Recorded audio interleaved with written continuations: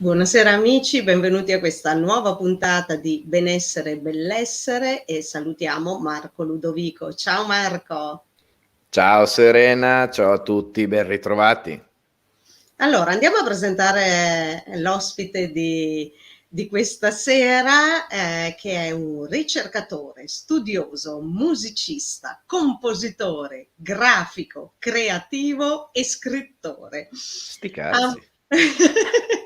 esatto. E lui si occupa prevalentemente di se stesso e sta imparando a comportarsi da turista del mondo e condivide quello che scopre con chi gli capita a tiro. E insomma, stasera ovviamente siamo capitati a tiro io e te, Marco. E quindi andiamo a presentare Andrea Pietrangeli. Ciao Andrea! Ciao ragazzi, ciao Serena, ciao Marco, eccoci, grazie dell'invito. Grazie a te per aver accettato di essere qua con noi questa sera e soprattutto di parlare di questo argomento che insomma affascina un po' tutti quanti, cioè parliamo un po' di sti cazzi. Adesso avete capito perché mi sono lasciato andare in quell'esclamazione iniziale al termine delle competenze.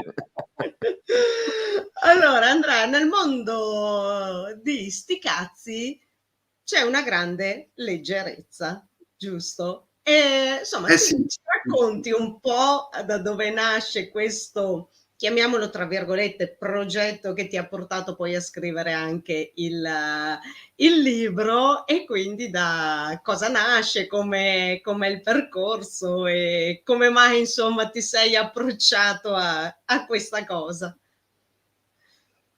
Allora, intanto sti cazzi è una parola romana, quindi nasce a Roma, il progetto nasce a Roma e io nasco a Roma insieme a questa parola e attualmente tra l'altro io abito al Tufello, che è proprio nel palazzo dove è nato Gigi Proietti, quindi proprio ho questa energia dello sti cazzi che mi pervade insomma già da parecchi anni. E in realtà lo sti cazzi è... lui l'ha chiamato uno stile di vita, insomma, secondo me stiamo uno step avanti adesso, un po' con il periodo che sta accadendo, è proprio un lasciarsi scivolare le cose addosso, è più che chi se ne frega, che non mi importa, no?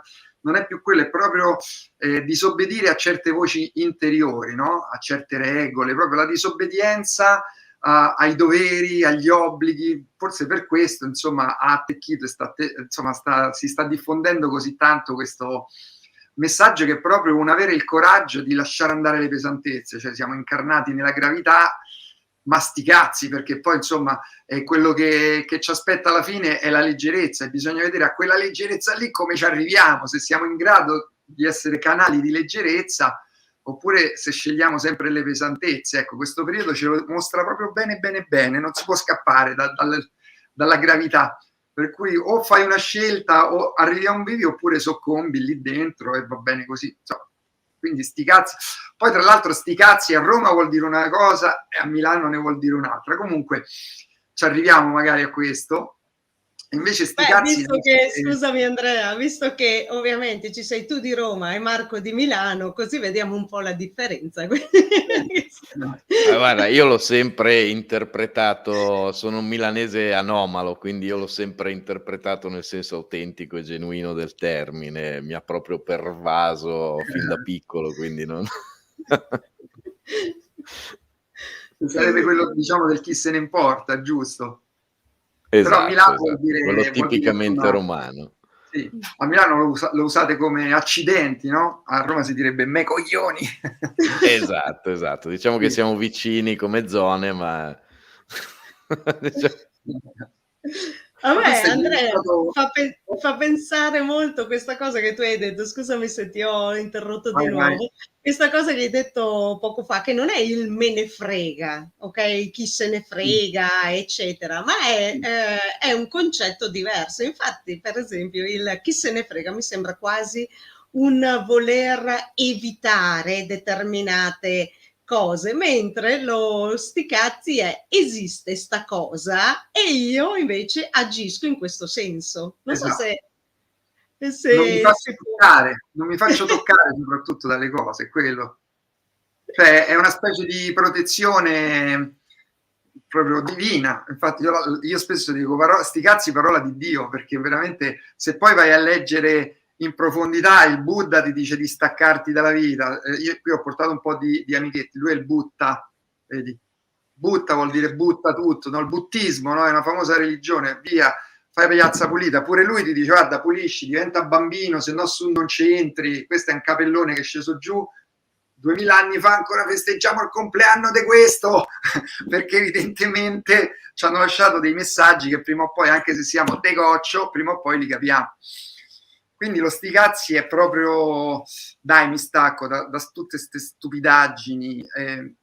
Poi insomma, io lo sti cazzi l'ho scoperto bene bene tagliando insomma la mia vita precedente, perché sono andato a vivere a Fuerteventura, alle Canarie, per 1 anno e mezzo, e lì veramente ho dato un taglio con tutto, no? Qui stava andando tutto molto bene per me, però sentivo che c'era una finzione di fondo, non ero soddisfatto.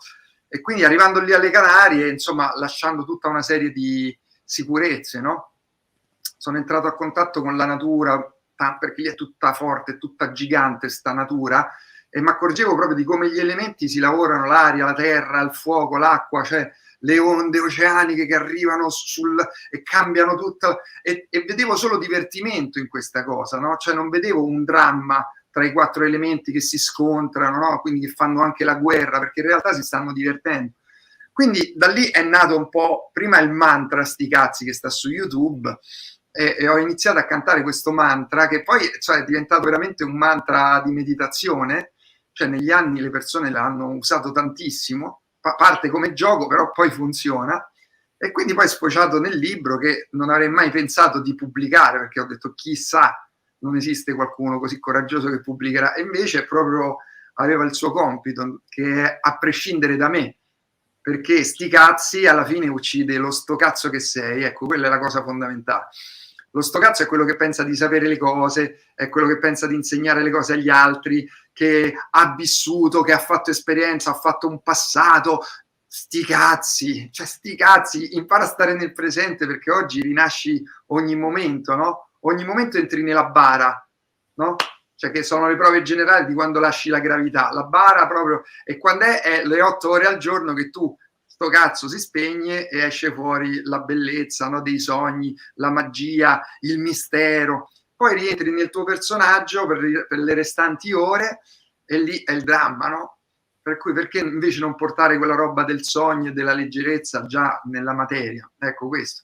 Per quello poi, insomma, il libro è stato scritto e ha trovato la sua strada quasi da solo, proprio con una leggerezza incredibile. La casa editrice Spazio Interiore l'hanno subito sposato, e quindi niente, adesso viaggia rispetto agli altri libri che ho scritto. I libri facevano così, oh, e questo invece sta facendo proprio così, cioè sta soltanto all'inizio, perché più persone scoprono lo sti cazzi e lo usano, e più la situazione si alleggerisce. Io non c'entro niente in tutto questo. Beh, tu sei un mezzo. Tu sei il mezzo che ha portato tutto questo, ed è fondamentale, perché se c'è comunque il messaggio, c'è chi può riceverlo, non c'è il mezzo però che lo trasferisce, e bisogna anche trasferirlo, tra l'altro, in maniera che venga recepito, e quindi che dall'altra parte quindi riescano ad utilizzarlo. E io mi sto accorgendo, Andrea, insomma, noi ci siamo conosciuti qualche anno fa in un ambiente molto particolare, insomma, spirituale, esoterico, eccetera. Però mi sto accorgendo che oggi appunto questi principi sono più recepiti se non se ne parla in termini, concedimi il termine, tecnici, cioè proprio specifici, ma se si riportano proprio a un modo che possa essere compreso un po' da tutti, o comunque dalla stragrande maggioranza delle persone, perché noi sappiamo gli ambienti esoterici, spirituali, comunque ovviamente non vengono frequentati da tutti, neanche compresi da tutti, e allora bisogna riportare questi messaggi, questi concetti ad un codice che sia conosciuto e recepito anche dagli altri. E da quello che ho capito, lo sti cazzi è questo. Sì. Beh, parla in un linguaggio semplice, perché poi la cosa migliore è quando tu sei te stesso al mondo, ti mostri per come sei, no? E quindi nel libro io ho scritto semplicemente delle mie esperienze, però sono esperienze che poi vanno a toccare un po' il cuore di tutti, perché è proprio stato scritto col cuore di un bambino che ama se stesso. Io amo proprio tanto me, amo la vita, sono felice ogni giorno quando mi sveglio, vivo con lo stupore, no? Di vedere oggi che cosa creiamo. Quindi quando tu agisci così, l'universo ti premia. Quindi è proprio uno scegliere l'aspetto positivo delle cose, che secondo me è fondamentale per fare dei passi. Poi che quella roba io la condivido e arrivi a tante persone, sti cazzi, cioè proprio non sto qui a salvare il mondo, non mi importa proprio, io voglio solo giocare. Quella secondo me è lo switch, no? Il cambiamento che ognuno di noi può fare quando tu inizi a giocare con le cose che hai. Poi se arrivi a 10 persone o arrivi a 100.000, sti cazzi, perché io, ecco, per esempio in questo periodo sto proprio creando un piccolo ambiente di proprio protetto, di persone che generano solo positività, e devo dire che si sta ingrandendo poi, perché parte piccolo. Guarda questo con 12 apostoli, ancora si parla di lui, 12 persone erano, capito? Quindi tu basta che nel tuo ambiente crei un'armonia, crei amore, insomma, guarisci le ferite, perché tanto se no, se non guarisci la ferita tua emozionale, ma dove vuoi andare? Farai sempre le guerre, no? Troverai tutto sbagliato. Quindi prima parti lì, dalle piccole cose, la famiglia, no? Poi piano piano quella roba si allarga, quindi tu sì sei un canale, però cioè, non te ne importa niente di essere canale. Infatti c'è un capitolo che si chiama Lo sti cazzi e l'aiuto, dove proprio spiego questa cosa, cioè non c'è bisogno di la aiutare copertina nessuno. del libro. Sì. Questo è uno che praticamente ha fatto la strada da solo, no? Cioè si è arrampicato tutta la montagna da solo, è arrivato su e che vede un cazzo, vedi? Cioè non ci deve capire, non deve capire niente della situazione. Non è che riesci a vedere il percorso che hai fatto, ma chi se ne frega, stai nel presente e godi, no? Godi di quello che c'è. Questo è un po', secondo me, proprio anche incarna lo spirito romano, no? Che è proprio quello goliardico, così, le giamacchette, frega, ma dice c'è la guerra, ma sti cazzi, ma ci sono sempre state le guerre. Se non ti piace la guerra, hai sbagliato pianeta, devi andare su Venere, lì si vola e si tromba 24 ore su 24, orgasmi multipli. Allora che ci sei venuto a fare? Qui ci sei venuto a fare la guerra, perché nel pianeta c'è la dualità. Attraverso questi scontri, attraverso i mostri che tu hai il coraggio di mostrare, piano piano ti alleggerisci, ma è un giochetto quantico, insomma, non è vera questa roba che esce fuori dagli schermi. Quando lo capisci che non è vera quella roba lì, è vero solo quello che sta qua in questo momento, capito? Invece la gente pensa che deve salvare, deve aiutare, non è così. Prima aiuta te stesso e poi accade da sé. Non è manco più una missione, sti cazzi pure della missione, capito?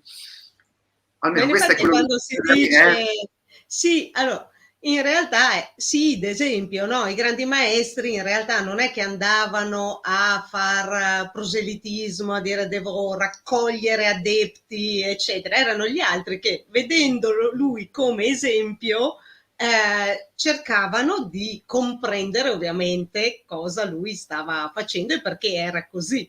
Ma non è che il maestro gli diceva devi fare questo, devi fare l'altro, adesso... Cioè è sempre una scelta tua. Io faccio questo.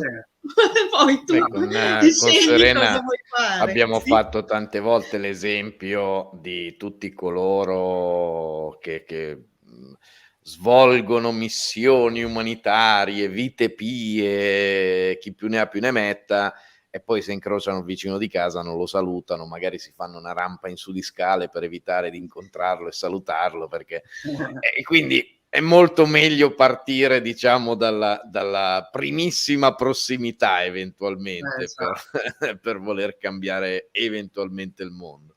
Che è quella parte di togliere le proprie zavorre in realtà, perché se io comunque, tra virgolette, no, sono in guerra col mio, visto che ho messo l'accento su questo aspetto, se io sono in guerra col mio vicino di casa, no, cioè la prima cosa che devo fare è risolvere comunque col mio vicino di casa, questo sicuro, quindi togliermi quella zavorra.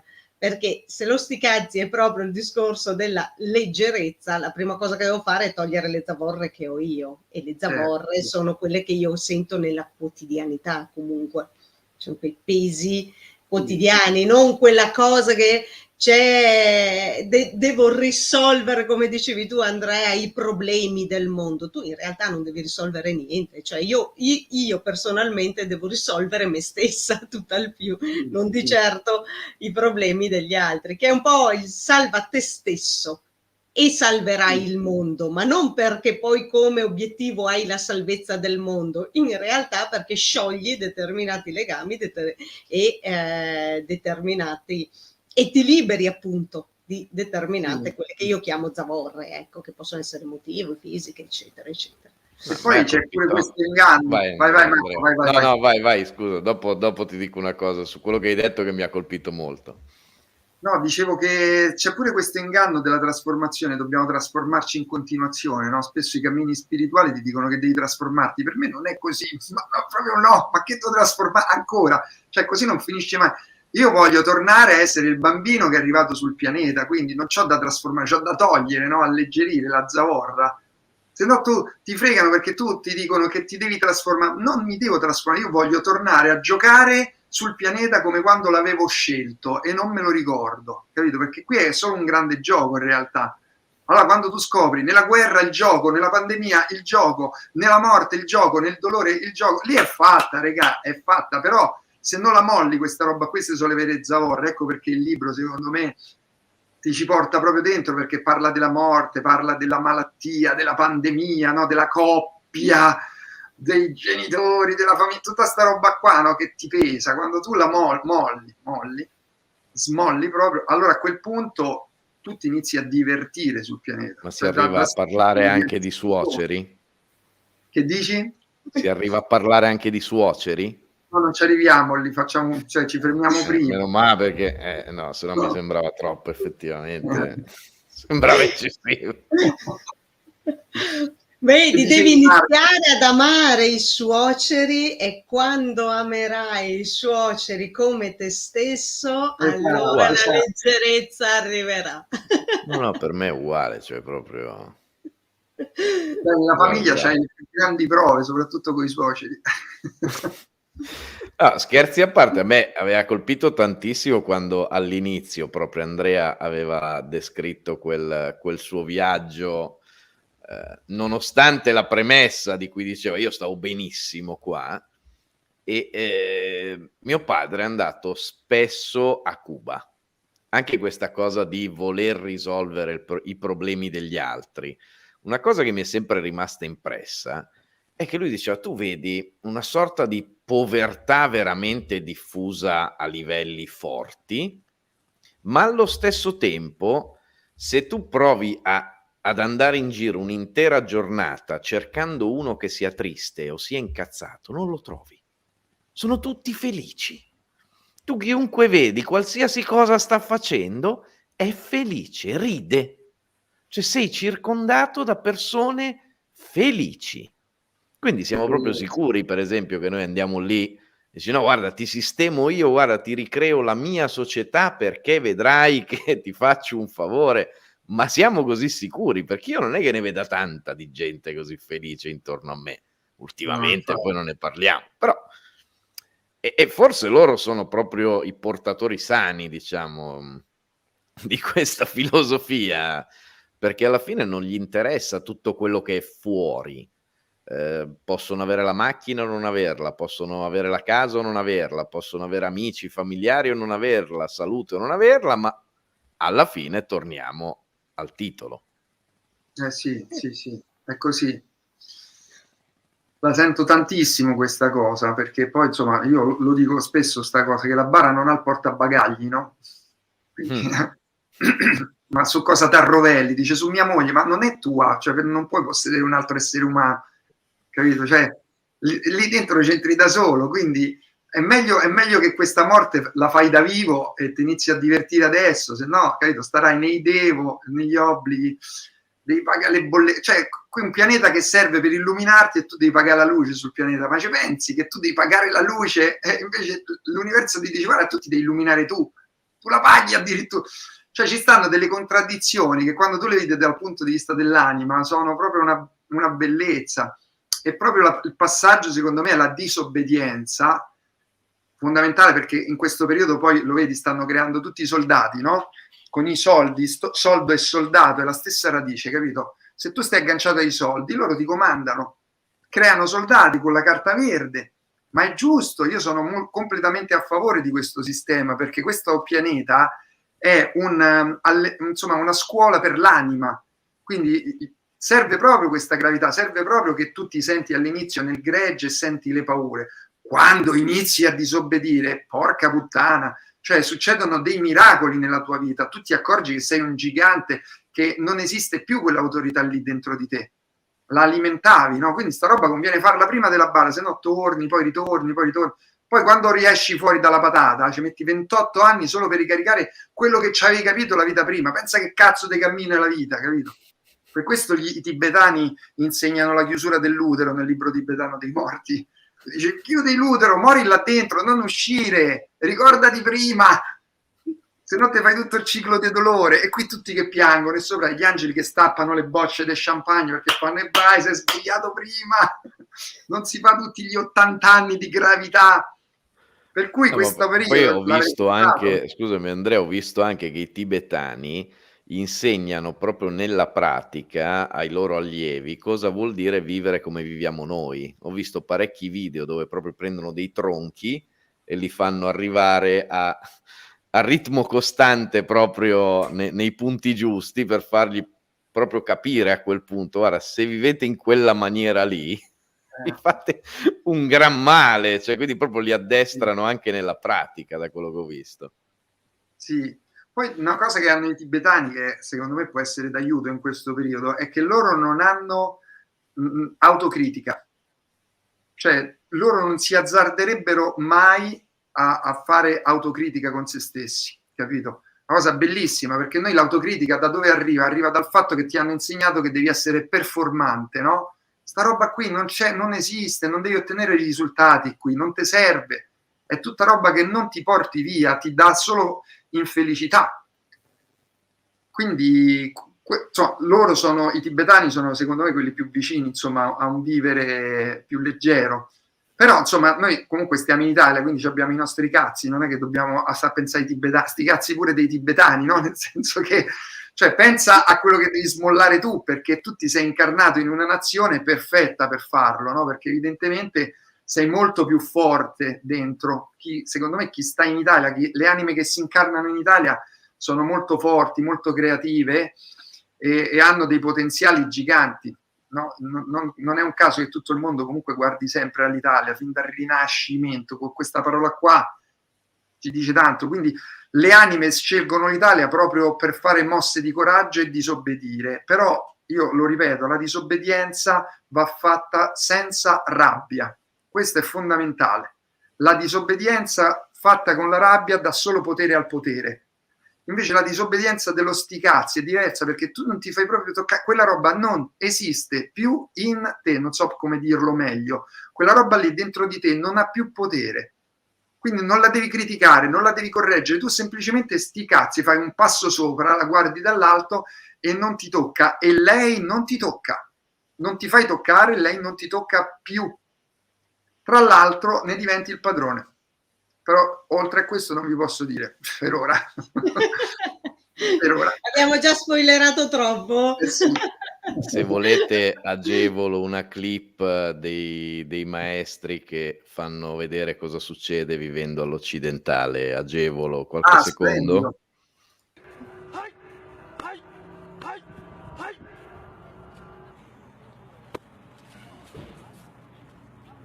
Proprio capire nella pratica cosa vuol dire, loro a quel punto capiscono e iniziano a vivere in maniera, in maniera totalmente diversa. Però vedi, dobbiamo sempre arrivare lì per capirlo, non riusciamo a fermarci prima. E perché non ce lo fanno vedere così da piccoli. Tu prova, se uno glielo fai vedere, che glielo spieghi così, lo capisce bene.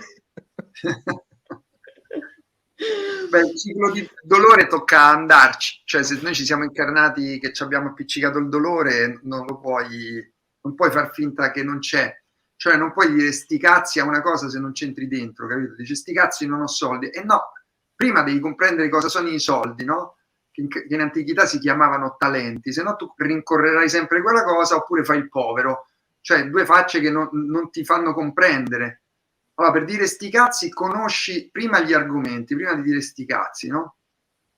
Per dire, io riesco a dire sti cazzi alle notizie, ma mi sono incarnato in una famiglia dove c'erano i comunisti e i testimoni di Geova. Fai un po' te, che cazzo di famiglia mi sono scelto, capito? Comunisti e testimoni di Geova, cioè proprio il cognome mi sono scelto Pietra e Angelo, cioè non lo so, più dualità di questa, no? E poi però ne sono venuto fuori perché, insomma, amo tutto, non mi si attacca più niente addosso, sti cazzi. Un bimbo, no? Un bimbo che non lo tocchi più, anzi. Questa è un po' l'esperienza mia. Tante Andrea, morti. Una cosa che mi ha sempre affascinato di te, proprio da quella prima conferenza che ho sentito, tuo convegno in realtà, perché era il convegno alla Libreria Anima quando hai presentato il tuo libro Manuale di risveglio, e mi è sempre affascinato questo gioco che fai con le parole.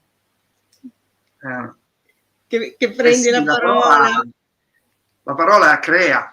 È una cosa molto importante, cioè ci sono dei libri che da un po' di anni vanno avanti e dicono il pensiero crea, ma non è vero che il pensiero crea, scusate, non è vero, perché se i tuoi pensieri creassero la tua realtà sarebbe un bordello, perché processi miliardi di pensieri, non è vero che il pensiero crea, ma perché diciamo ste cazzate? Quella è praticamente una discesa, il pensiero crea quando tu sei nell'aldilà. Quindi vuoi andare su Alfa Centauri, già stai su Alfa Centauri, cioè manco lo devi pensare, lo fai come nei sogni. Quindi lì il pensiero crea molto. Qui siamo in una realtà densa, quindi quel pensiero lì lo devi acchiappare, lavorare, portare giù, deve entrare prima nelle emozioni e poi deve uscire fuori con la parola. Quindi la parola è molto, è molto potente, voglio dire. Sono quattro energie. La quarta è l'azione, capito? Quindi pensieri, emozioni, parole e azioni.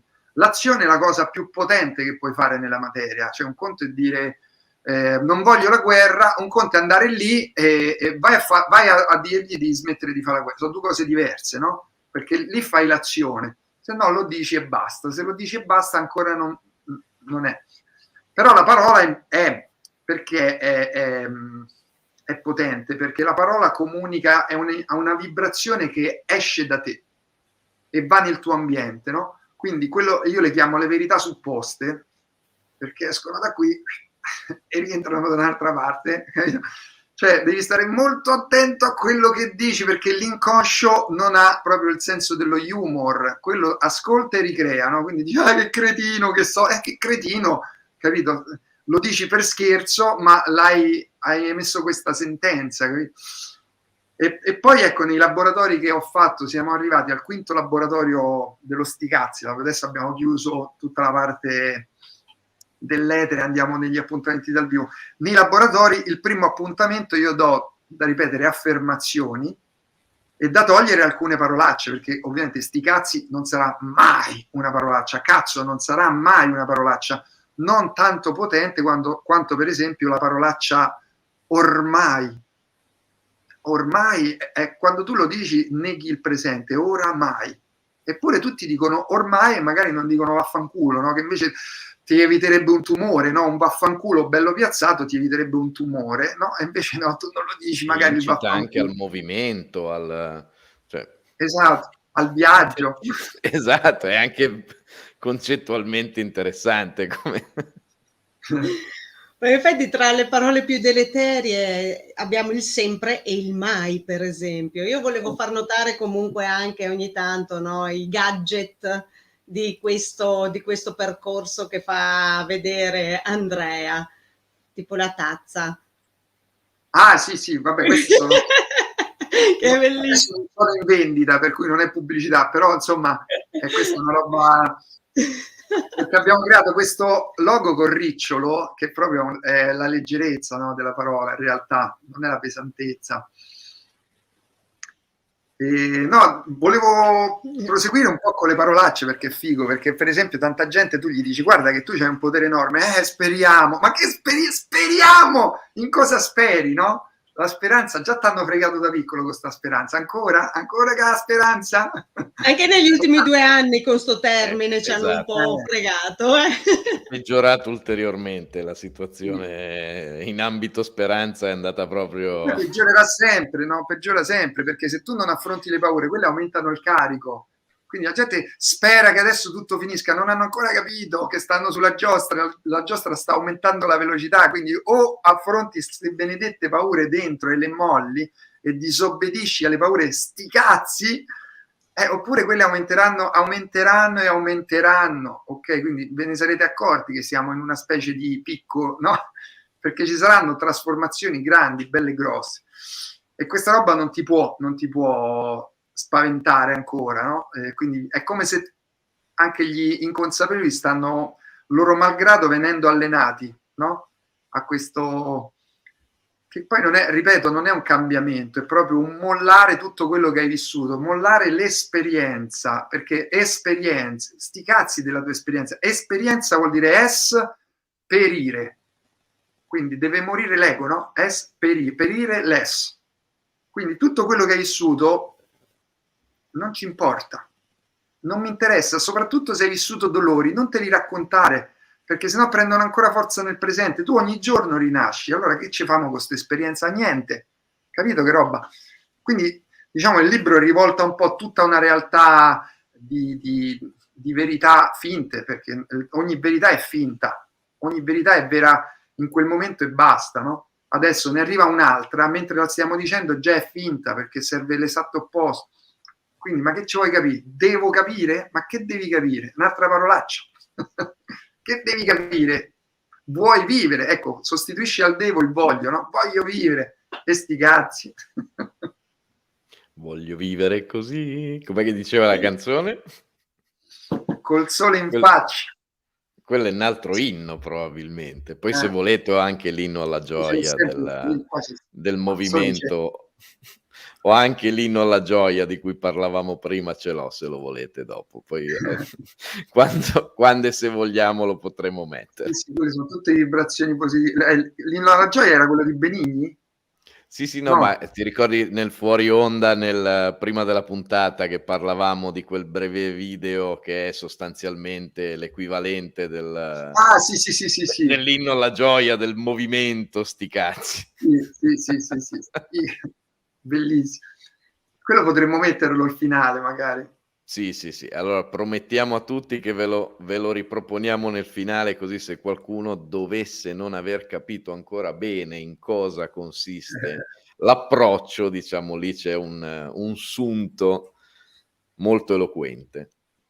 Sì, poi non sveliamo perché insomma il libro è scritto con molta voglia di sorprendere il lettore, no? Su degli argomenti che dà per scontati, invece non sono scontati manco per niente, quindi la voglia è proprio di dare sorpresa, quindi tu leggi e piano piano ti si smonta con leggerezza tutta una struttura, un bagaglio che ti porti dietro. Penso che questa sia un po' la forza, però non lo sveliamo adesso, no? Tutto il cammino, cioè chi vuole poi se lo va a vedere. E poi ecco, si approfondisce con il lab, e nel lab, ragazzi, succedono delle cose veramente bellissime, perché io cresco io, cioè nel lab cresco io, ne ho fatti 5 in 6 mesi, quindi è tanta roba, con tantissime persone, no? Su Zoom, e io do delle prove alle persone che non sono propriamente delle provette, sono proprio muovi il culo, cioè vai a fare delle cose per strada con la tua realtà e vinci delle vergogne, vinci delle paure, vinci dei sensi di colpa, e sono prove toste, e le persone le fanno, e tu, cioè io ho una posizione privilegiata perché vedo proprio la trasformazione quasi immediata delle persone che sentono proprio la leggerezza, si accorgono che siamo circondati d'amore, capito? Uno pensa sempre che se fai determinate cose ti puniscono, no? Per esempio, questo lo posso dire perché non la voglio svelare, però prendi l'autobus o il treno senza il biglietto, senza soldi, senza biglietto e senza mascherina, e tutti pensano oddio, ma quale oddio? Poi tutte le persone trovano persone tranquillamente che comprendono, che non gli fanno la multa, capito che roba? Perché? Perché tu ci vai con un'altra predisposizione d'animo. Ecco la zavorra da mollare, la regola, no? Il genitore, l'autorità, papà e mamma che sono diventati papà, Stato e mamma patria, basta con queste cazzate, cioè, è il momento di crescere da questo punto di vista, non ti serve più qualcuno che ti dica cosa devi fare, mettiamo continui intermediari, no? Tra te e il corpo metti il dottore, ma perché? Il corpo è tuo, ma vuoi ascoltarlo tu? Tra te e Dio metti il guru, metti il maestro spirituale, metti la religione, ma basta, sta roba qua non esiste più. Tra te e il cammino tuo nel mondo metti i politici, i capi, il capo ufficio, ma non è quello che sei venuto a fare sul pianeta, è una realtà fasulla quella e sta saltando per aria. Perché non salta totalmente per aria? Perché la massa c'ha paura e quindi continua ad alimentare il vecchio, l'esperienza vecchia, capito com'è? Invece uno alla volta ci si tira fuori da ste cazzate, che sono proprio cazzate, ragazzi, e lì inizi a sentire la potenza di quello che stai vivendo, la vita vera, le cellule che ridono di gioia. Tu puoi morire adesso perché stai vivendo pienamente e non te ne frega niente di andartene. Basta, finito il pistolotto. È finito, abbiamo ancora tanto tempo, quindi vai. Soprattutto Serena può confermare che su quest'ultimo passaggio io sono perfettamente d'accordo, l'ho espresso più volte ed è proprio così. Cioè, la paura di morire penso sia molto collegata e direttamente proporzionale al grado di insoddisfazione della propria vita. Una persona che è felice della propria vita, che è pienamente soddisfatta, conta poco che abbia 30 anni, 40 anni, 50 anni, 60 anni, cioè tutte le sere va a letto felice e sapendo che se anche non mi sveglio domani mattina, chi se ne frega, ho fatto tutto quello che volevo fare, sono felice, quindi non ti poni neanche il problema, non esiste. Esiste nel momento in cui esistono i rimpianti e a quel punto io la sera non mi posso permettere di pensare di non svegliarmi, perché il giorno dopo penso, poi non lo faccio, che devo recuperare, devo rimediare, devo risolvere. Sei già tutto risolto, hai tutto fatto e sei felice, lascio a te la conclusione. Bravo Marco, è proprio così. Cioè... ma questo vuol dire... Tu sei un romano trapiantato a Milano,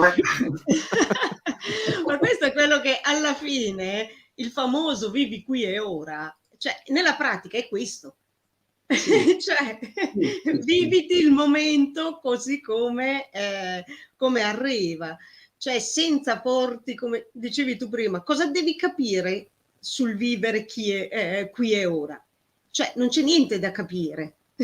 Cioè, vivi, punto. No, non c'è molto da fare.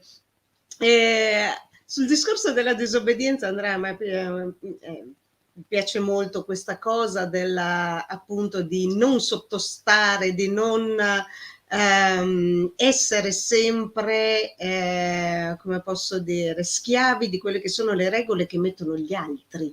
Le regole che mettono gli altri appartengono a loro e quindi ognuno di noi ha giustamente le proprie regole di vita e che insomma magari poi anche all'interno di una comunità una regola voglio dire, ci deve essere, però tu devi essere te stesso, cioè la disobbedienza è nei confronti delle imposizioni esterne o dei condizionamenti, perché è sempre stato così, ok? Ma il fatto che sia sempre stato così lo era fino a un attimo fa, come dicevi tu prima, adesso sì. È già diverso. È vero. Quindi poi molte anime non sono ancora, magari non hanno fatto un'esperienza tale per potersi permettere un salto nel vuoto, no? Per questo magari servono gli esempi, perché la gente inizia a vedere delle cose. Cioè io non... al mio esterno, siccome so che sono un proiettore di realtà e lo sento da anni, sto molto attento a vedere gente che ha bisogno di migliorare, cioè per me non c'è nessuno, c'è una perfezione, capito? Quindi ci sono anime che devono stare nel sistema perché nel sistema stanno imparando della roba, no? E invece ci sono anime pronte a fare dei salti, allora magari sentono queste parole e dicono ma allora sì, sti cazzi, cioè mollo questa roba, non do più retta a cazzi loro, a me non mi deve proprio importare, capito? Cioè il mio mondo è Andrea, la gatta, il cazzeggio, tra un po' esco da qui e vado a fare ginnastica all'aperto, e gioco tutto quello che arriva al momento, no? E il resto veramente non mi tocca, non mi tange proprio, ma non mi interessa, non sento più, dentro casa mia non c'è televisione, non guardo più notizie, quindi, ma neanche su quelle che arrivano su Facebook, cioè non proprio, anzi elimino persone. Quando vedo qualcuno che pubblica della roba, io non è che sto lì a criticare, a fare il T9, sai, tanta gente fa il T9 di secondo lavoro, correggono. Ma che cazzo mi frega di correggere? Io elimino, faccio prima, no? Faccio pulizia, questo l'ha detto, dice guardate, fate pulizia perché non lo sapete quando è carico io, capito? Non lo sai quando è carico, tieni il canale sempre pulito perché deve essere sorprendente quello che vivi. Quindi io rispetto tutto, cioè, insomma, non ho problemi a mandare amore, insomma, soprattutto ai capi, ai politici, perché sono quelli che poi ancora ti comandano, no? Quindi la gente non ha capito che al politico gli devi mandare amore, perché quello c'ha bisogno di te, di amore, capito? È un bambino proprio ferito il politico. E se tu gli mandi odio, siete due rincoglioniti, non è uno, diventate due rincoglioniti, capito? Feriti, incazzati, non avete capito niente dalla vita, vi state a perdere tutto perché devi condividere, devi salvare, sei incazzato. Questa è un po' la mia esperienza è questa, però anche perché mi è morto un padre fra le mani, tra sangue e feci, è proprio esploso, no? E io sporco di sangue e feci, che è una cosa simbolicamente, per chi gli piace l'esoterismo, se la va a guardare, simbolicamente molto potente sta roba, ma sti cazzi, e in quel momento per me è iniziato il miracolo della vita, perché grazie a lui io stavo facendo il musicista, Striscia Notizia, palchi a Roma, cose, cioè proprio la vita ha fatto no, non è questo che devi fare, no. Quindi sono stato tirato giù. Mio padre prima di morire è entrato in coma e quando si è risvegliato dal coma, mia madre si chiama Anna, si è risvegliato dal coma e diceva Anna stiamo in regola, Anna stiamo in regola, Anna stiamo in regola, era ossessivo, Anna stiamo in regola, capito? Lui era acquario, si doveva liberare sta vita e invece Anna stiamo in regola, aveva passato tutta la vita a pagare bollette, a essere preoccupato della famiglia e mi ha lasciato questa eredità, ma chi ve se incula, io così non ci muoio proprio a pagare le bollette e a preoccuparmi, capito? A correre per guadagnare, per pagare la benzina, per la macchina per andare al lavoro, ma scherziamo, ragazzi, ma questa non è la vita che eri come dire, predisposto quando sei arrivato sul pianeta, capito? Non era questa, era divertimento. Insomma, ho raccontato un po' di robetta così, sempre roba mia. Ma in effetti certo, no, ma è molto interessante appunto quando si raccontano gli aneddoti della propria vita, perché a me spesso mi sento dire, no, a me spesso, vabbè, mi sento spesso dire che dico, ma fai presto tu a parlare così, Serena, perché comunque sei felice. Ma io la mia felicità me la sono anche guadagnata, cioè l'ho voluta, perché non è che io sono felice perché a me non è successo nulla nella vita. Forse proprio perché mi è successo qualcosa di veramente tosto che ho capito cos'è la vera felicità. Ecco il perché. Allora è proprio lì che secondo me le persone devono capire che devono iniziare a lasciare andare quella sofferenza e tutto ciò che crea quella sofferenza, in realtà le famose zavorre di cui dicevamo prima. È lì che io ho fatto lo switch, non prima, quando tutto andava, ok? E non si faceva altro che lamentarsi, perché comunque nonostante tutto andasse bene c'è sempre un motivo per lamentarsi. E poi ti succedono delle situazioni tipo questa qua che tu hai raccontato appunto di tuo padre, e che dici, oh raga, la vita è un'altra roba. Quindi esatto, che è quello che cerco di spiegare a chi mi dice cosa devo fare per. In realtà non è che devi fare un granché, devi semplicemente vivere, tutto qua. Ma sai, io non so se Andrea è d'accordo, ma io mi sono sempre affidato ciecamente alla statistica, cioè non ho mai creduto che possano esistere persone che possono avere solo sfighe nella vita o persone che possono avere solo gioie immense. Statisticamente, diciamo, è molto probabile che si finisca un 50-50, quindi come dicevi tu prima, Serena, c'era sempre un motivo per essere tristi, per lamentarsi, però è vero anche il viceversa, cioè appunto c'è sempre anche un motivo per essere felici, per sorridere, per gioire, quindi un po' come diceva quel famoso cantante, dipende, cioè dipende da che punto guardi il mondo, cioè in tutti i giorni, in tutti i periodi della nostra vita c'è sempre anche nei momenti più brutti un motivo per essere felici.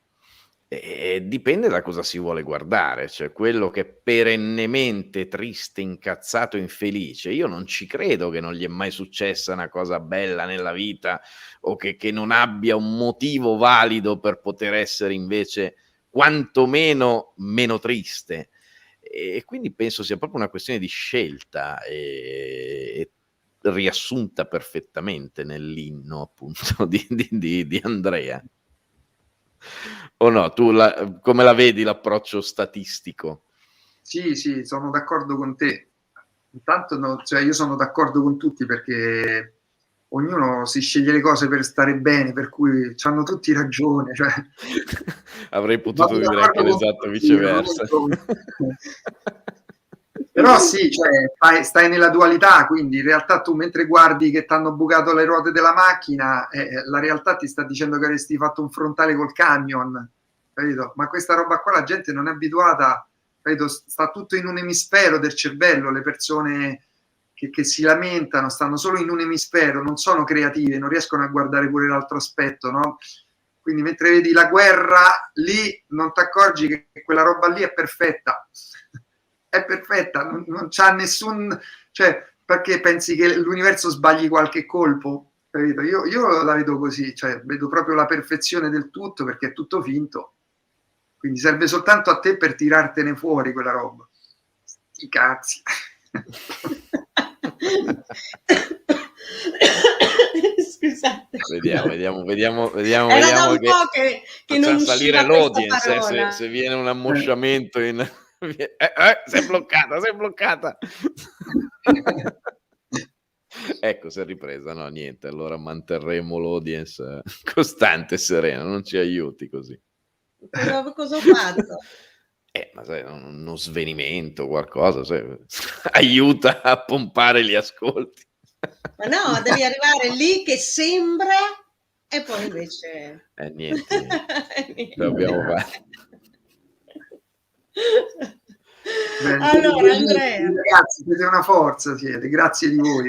Grazie. Siamo Grazie tutti, lo siamo. Sì.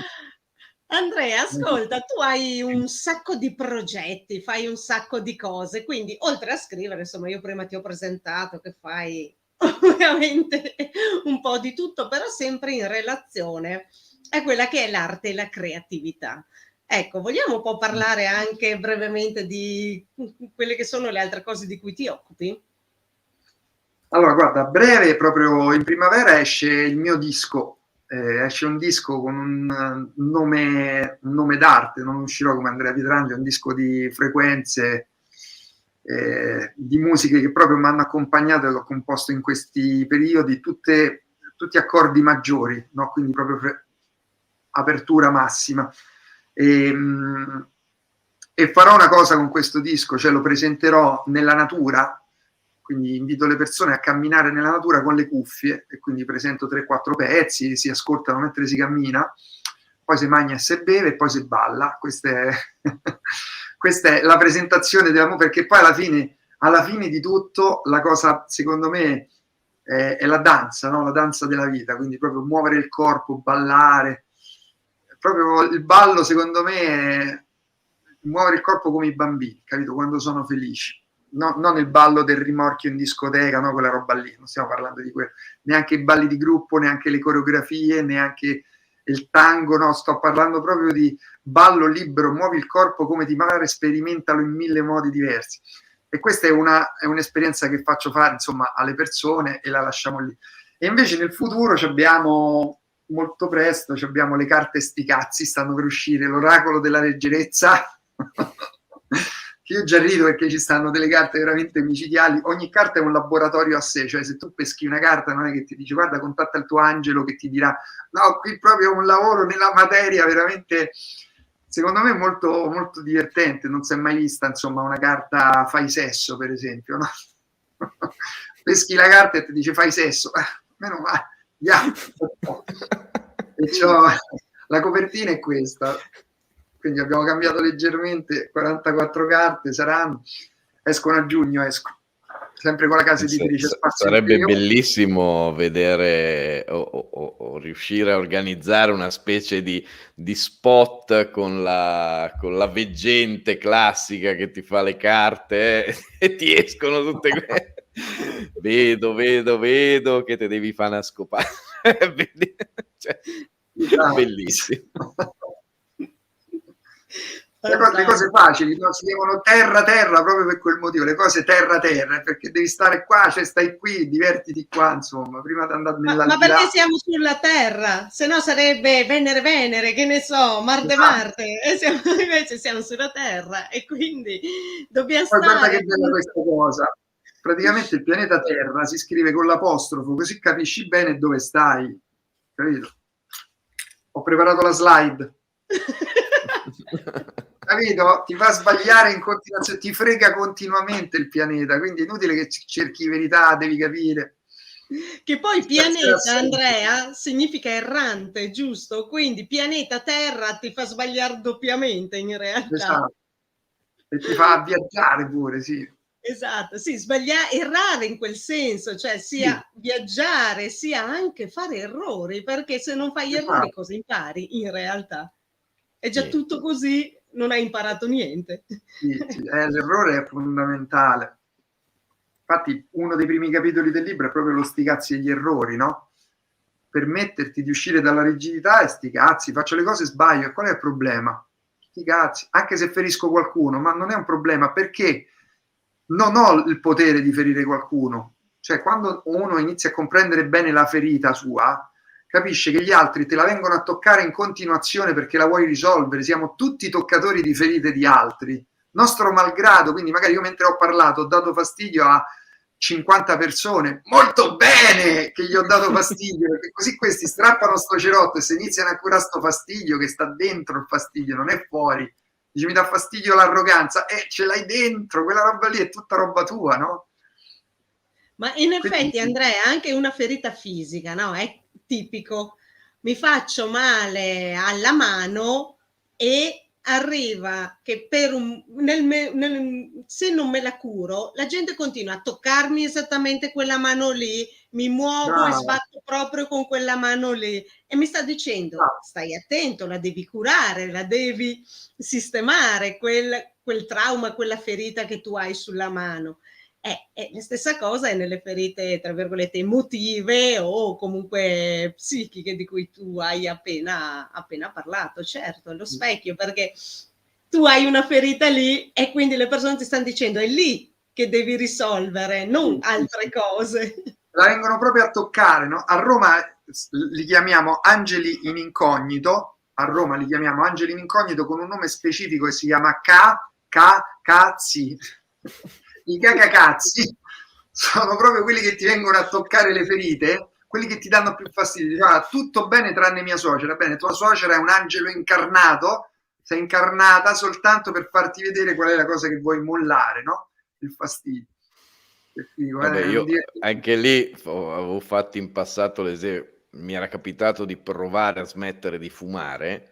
Non so quanti di voi hanno provato, inizi a vedere fumatori ovunque, anche bambini di 3 anni che fumano, cioè ovunque ti giri sei circondato da persone che fumano in quel momento, dici, ma tutti adesso, ma non fumava più nessuno, ero rimasto l'unico, eppure da quel momento tu inizi a vedere fumatori in ogni angolo dell'universo. Sì. Allora, Andrea, ci stiamo avviando verso la conclusione, quindi vediamo un po' come vuoi concludere questa questo intervento, insomma, qualcosa da dire ai nostri ascoltatori.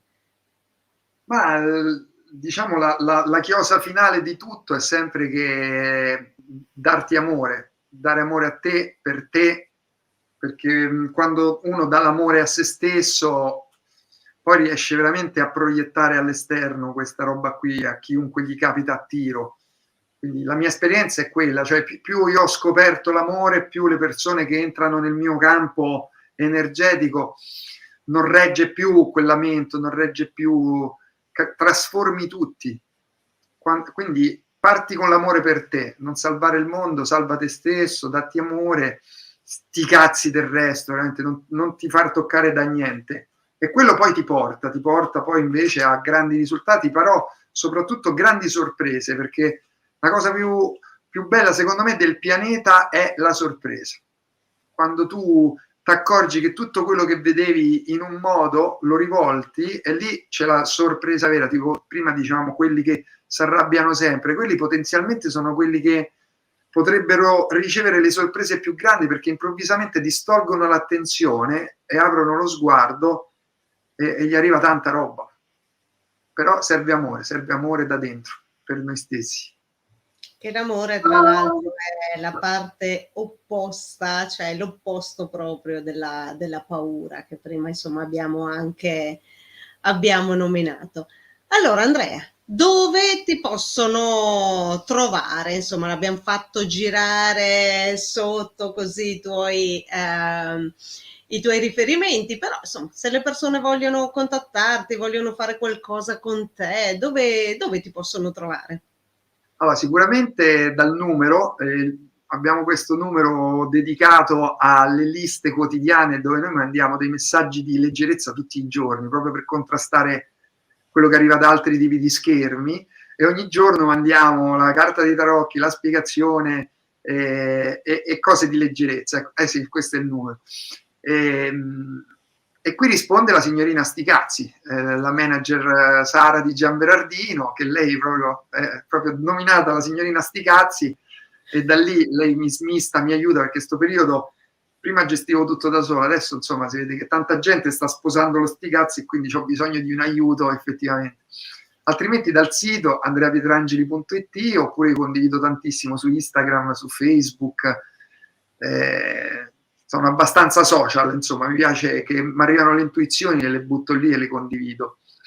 Quindi, insomma, abbastanza semplice trovarmi, ecco.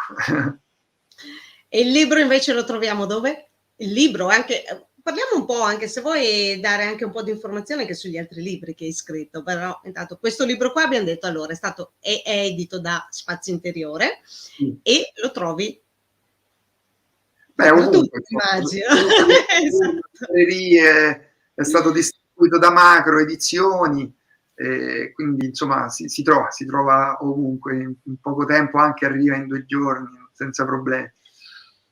E invece gli altri libri, ci racconti un po' degli altri libri che hai scritto? Gli altri libri sono stato un lento cammino verso lo Sticazzi, quindi descrivono un po' tutte le mie prove di vita, paura, coraggio.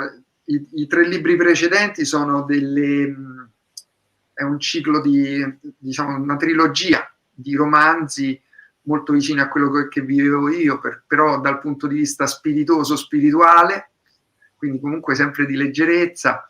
Uno si chiama Incarnazione, uno si chiama Rievoluzione e il terzo si chiama Liberazione. E tra l'altro il libro Liberazione, in quarta di copertina c'è una frase di Franco Battiato, che lui aveva letto tutti i miei libri e a quel terzo romanzo mi ha scritto una cosa da pubblicare. Insomma, questo è stato un dono della vita immenso. Però sono legato ovviamente a ognuno dei miei libri, perché sono molto densi. Chi li legge dice proprio, mamma mia, cioè proprio è tanta roba ti arriva, no? Perché comunque io ho sempre vissuto una vita piena. Lo vedete da quanto inizio a chiacchierare, non smetto, non perché ci abbia cose da dire, ma proprio perché sono un canale, un flusso continuo di energia, di roba che arriva. E quindi così i libri, così la musica, così le espressioni artistiche che trovo sempre. Andrea, allora io ti ringrazio tantissimo, abbiamo perso Marco che non riesce più a collegarsi, quindi gli dispiace insomma di non essere qua con noi a concludere la chiacchierata. E io ti ringrazio. Però lo abbraccio tantissimo, Marco, grazie. Ecco. Abbraccio tanto te che sei dolcissima. Grazie. Grazie di cuore Andrea, guarda, è stata una chiacchierata bellissima, io ti ringrazio veramente per aver accettato questo nostro invito ad essere qua e noi così facciamo un prossimo invito magari fra qualche mese se vorrai essere di nuovo qua con noi, magari anche parlare di altri argomenti, visto e considerato insomma che tu ti occupi di tantissime cose, magari anche di musica, visto che uscirà il tuo album, quindi si sa mai, no? Vedremo, insomma, comunque c'è già questo altro invito che noi ti stiamo facendo. Grazie di voi. Grazie di cuore a te, noi ringraziamo tutti coloro che sono stati con noi ad ascoltarci in questa trasmissione e quindi anche chi ascolterà poi successivamente, e ovviamente io invito sempre tutti quanti poi alla prossima puntata di Benessere e Bellessere. Grazie di nuovo Andrea e buona serata a tutti quanti.